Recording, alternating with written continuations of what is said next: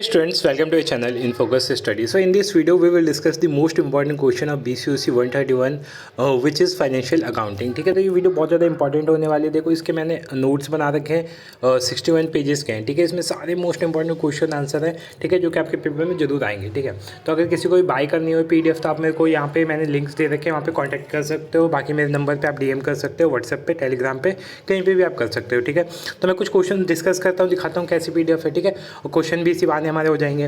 तो पहला क्वेश्चन जो हायर परचेज से काफ़ी बार आ चुका है क्वेश्चन कि हायर परचेज सिस्टम होता क्या है। ठीक है, और इसके इंस्टॉलमेंट परचेज और हायर परचेज में डिफरेंस क्या होता है।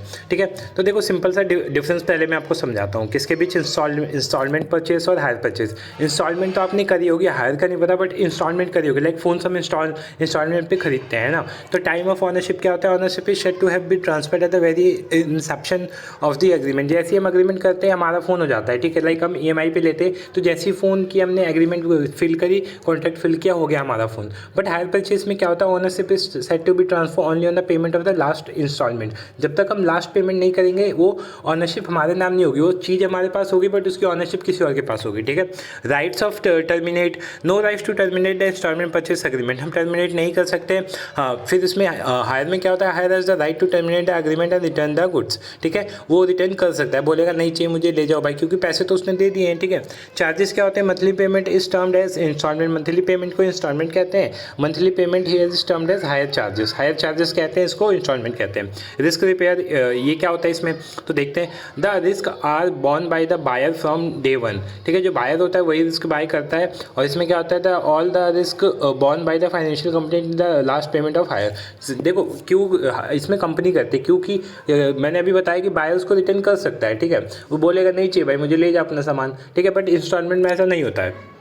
Right to sell, it is wise to, it is with the buyer because he become owner of the, मतलब वो बायर की मर्जी होती है, बेचना चाहे तो बेच सकता है, नहीं बेचना चाहे तो नहीं। क्योंकि स्टार्टिंग में हमने पहला पॉइंट ये डिस्कस किया था कि ऑनर बन जाता है बाय द फर्स्ट डे। ठीक है, तो ऑनर है तो ऑनर की मर्जी है, बेचना चाहे तो इस सिंपल है। फिर आपको हायर में भी समझ में आ गया होगा, ये कंपनी के ऊपर डिपेंड करता है ना कि बायर के ऊपर। ठीक है, नेक्स्ट हमारा पॉइंट देख लेते हैं, डिफॉल्ट क्या होता है? The financial liable to receive the remaining dues is not forfeited. ठीक है, और financial has the right to forfeit the money paid till date. फिर उसके बाद कैरेक्टरिस्टिक्स क्या होते हैं परचेस एग्रीमेंट के? ठीक है, नोट्स में मैंने ये जो PDF इसमें नोट्स मैंने बहुत अच्छे से बनाए ताकि आपको पॉइंट समझ में आ जाए। डिफिकल्ट लैंग्वेज तो है ही नहीं, बिल्कुल ईजी लैंग्वेज है। तो पहला कैरेक्टरिस्टिक्स क्या है? एग्रीमेंट है। ठीक है, एग्रीमेंट होता है। और hire purchase agreement is a hire purchase agreement is a contract between the hire buyer जो होता है और हायर वेंडर सेलर जो होता है। ठीक है, वेयर द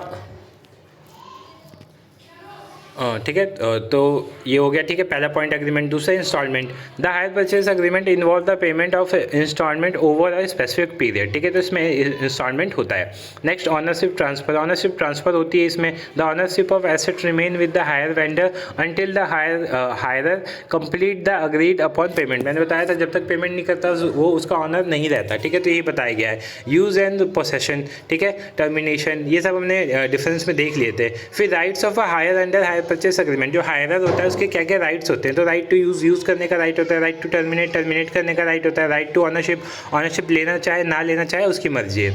फिर डिफरेंस क्या होता है? डिफरेंस मैंने ऊपर ही बता दिए थे, वो चार्ट फॉर्म में था, ये ऐसे रिटर्न फॉर्म में, तो दोनों आप कर सकते हो। ठीक है, मैंने बहुत अच्छे से नोट्स इसलिए बनाए ताकि आपको हर लैंग्वेज में समझ में आ जाए। फिर हमारा बेसिक क्वेश्चन जो आता है हमारे यूनिट 1 से, define accounting, explain needs of accounting. तो अकाउंटिंग क्या है? सिस्टमेटिक वे है किस चीज़ का भी? Recording, summarising, analysing, reporting financial transaction of a business or organization. It involves the measurement, processing, communication of financial information, various stakeholders including management, investor, creditor and regulatory authorities. The primary objective of accounting is to provide relevant reliable and timely financial information to support decision making and evaluate the financial performance and position of the entity there। ठीक है, तो ये simple सी हमने इसमें सब कुछ add कर दिया, इसके फंक्शन ऐड कर दिए, नीड कर दिया, स्कोप कर दिया। ठीक है, तो यहीं से डेफिनेशन बनती है अकाउंटिंग की। अब accounting, need of accounting arrives from several important reason. Need क्यों होती है? तो financial information for decision making के लिए फाइनेंशियल इन्फॉर्मेशन चाहिए होती है जो कि हमें फाइनेंशियल अकाउंटिंग से मिलती है। एवोल्यूशन ऑफ फाइनेंशियल परफॉर्मेंस को एवेल्यूएट करने के लिए। ठीक है, अकाउंटेबिलिटी एंड ट्रांसपेरेंसी के लिए। फिर compliance and regulation and standards, इन सबको मेंटेन करने के लिए। रिसोर्स ठीक है, तो ये आपको समझ में आ गया होगा। नेक्स्ट क्या है, facilitate communication and stakeholder relation. अब ऑब्वियसली बात है, कंपनी के जो सारी चीज़ें हैं, मैनेजमेंट अच्छे से होगा, रिसोर्सेस अच्छे से होंगे, ठीक है, इन्फॉर्मेशन सही होगी, तो जो हमारे स्टेक होल्डर है उनके साथ रिलेशन भी बहुत अच्छा होगा। नेक्स्ट क्वेश्चन है, explain it's scope and function along with objective of accounting. मतलब अकाउंटिंग के स्कोप, फंक्शन और ऑब्जेक्टिव, इसमें से एक क्वेश्चन कंफर्म आने वाला है आपका, ठीक है, ऊपर या नीचे वाले में से, तो इसको तो अच्छे से करके जाना, ठीक है। तो सबसे पहले हम देखते हैं स्कोप ऑफ अकाउंटिंग। तो पहले क्या है, फाइनेंशियल अकाउंटिंग होता है, इसमें सारे कौन कौन सा अकाउंटिंग है उनके टाइप लिख के आपको एक्सप्लेन कर देना, like financial accounting, management accounting, cost accounting, second year में आप पढ़ेंगे ऑडिटिंग, ये बीकॉम में पहले था, अब शायद डिलीट हो चुका है, ठीक है। टैक्स अकाउंटिंग हो गया, फॉरेंसिक अकाउंटिंग हो गया, ठीक है, फॉरेंसिक अकाउंटिंग, फाइनेंशियल मैनेजमेंट, ये आप थर्ड ईयर में पढ़ेंगे, ठीक है। अब आते हैं फंक्शंस पे, फंक्शंस क्या क्या होते हैं। तो फंक्शन क्या क्या होते हैं, ये से ईजी है, recording, classifying, summarising, analysing, interpreting, communicating, ठीक है। ऑब्जेक्टिव इंपॉर्टेंट है, ऑब्जेक्टिव में क्या क्या है, पहला है टू मेंटेन सिस्टमैटिक रिकॉर्ड, हमें सिस्टमैटिक रिकॉर्ड जो होता है वो मेंटेन करके रखना होता है, to ascertain the operational profit and loss, ठीक है। सेकंड थर्ड पॉइंट है टू असरटेन फाइनेंशियल पोजीशन को असरटेन करने के लिए, to satisfy requirement of law, government, इन सब की जो नीड्स होती हैं उनको फुलफिल करने के लिए और रूल्स को फॉलो अप करने के लिए, to facilitate relation and futuristic decision making, ठीक है, to provide remedial measure and devices for the deviation of the actual from the budget performance, ठीक है। फिर व्हाट आर द, ये भी इंपॉर्टेंट है, व्हाट, ये पेपर में आ चुका है, ठीक है, what are the qualitative characteristics of accounting information, ठीक है। तो पहला क्या है, अंडरस्टेबल होना चाहिए, दूसरा क्या है, यूजफुलनेस होनी चाहिए उसकी, तीसरा क्या है, रिलेवेंस होना चाहिए, ठीक है, चौथा है हमारा रिलायबिलिटी होना चाहिए, कंपेरेबल होना चाहिए ताकि हम कंपेयर कर सकें, कंसिस्टेंट होना चाहिए, ठीक है। तो ये हमारे पॉइंट है। फिर describe the advantage and limitation of accounting, ठीक है। तो होप सो आपको ये वीडियो अच्छी लगी और क्वेश्चन समझ में आएगा, आपको PDF लेनी है तो आप मेरे को DM कर सकते हैं, ठीक है। मिलते हैं नेक्स्ट वीडियो में। Thank you so much for watching this video.